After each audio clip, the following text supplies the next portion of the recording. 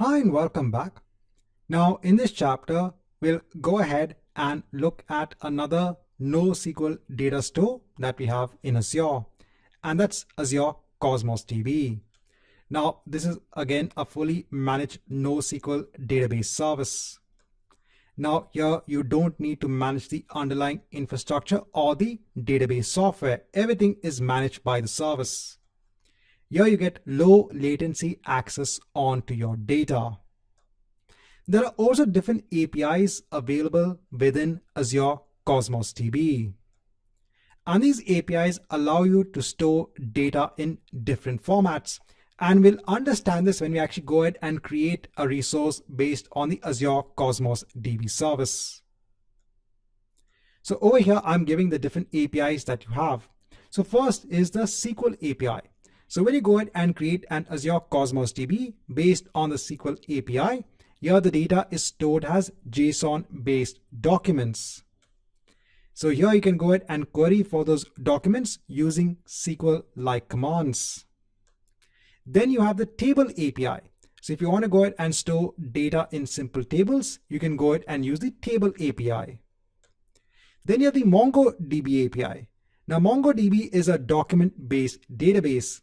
Now, if you have an existing MongoDB database in place, because MongoDB is already available as a database engine, and if you want to go ahead and migrate that MongoDB database onto Azure, they can go ahead and consider the Azure Cosmos DB service for hosting your MongoDB database data.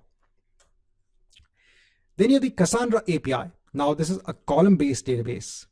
And then you have the Gremlin API. This is a graph-based database. So let's go ahead on to Azure and let's create a resource based on Azure Cosmos DB. So here we are in Azure. So if I go ahead and add a new resource, so over here I can go ahead and search for Cosmos DB. So I can go ahead and choose Azure Cosmos DB and hit on create. Now over here I can go ahead and choose my resource group.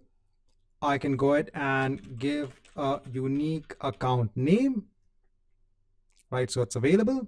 Now over here is where you have your APIs. So we have the core SQL API, we have the Azure Cosmos DB for MongoDB API, the Cassandra API, the Azure Table API, and the Gremlin API. So this API is something that you choose when you create a resource based on your Azure Cosmos DB service. Over here, you're basically creating something known as an Azure Cosmos DB account. So at the account level, you have to go ahead and choose your API. Depending upon the API that you choose, you can go ahead and store that type of data. You can't go ahead and change the API at a later point in time. If you want to go ahead and store data based on another API, you have to go ahead and create another Azure Cosmos DB account. So over here, as I said, based on the API that you choose, you will go ahead and store data that is pertinent onto that API. So for now, I'm going to go ahead and choose the core SQL API. So I'll leave the location as it is. I'll leave all the other settings as they are. Over here, you have the ability to go ahead and apply something known as a free tier discount. So let me leave that also as it is. I'll leave all the other settings as they are. Go on to networking, leave everything as it is. Go on to backup policy, won't change anything. I won't change anything in encryption. Let me go ahead and review and create this Azure Cosmos DB account. Now it might take around 15 minutes to create the account. So let me go ahead and hit on create and come back after some time. Now, once we have the Azure Cosmos DB account in place, let's go ahead on to the resource.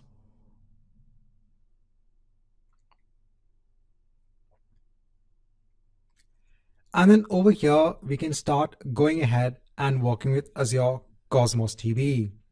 So for now, we're going to go ahead and end this chapter, wherein we've gone ahead and create a resource based on Azure Cosmos DB. In the next chapter, we'll see how to work with the SQL API that's part of Azure Cosmos DB.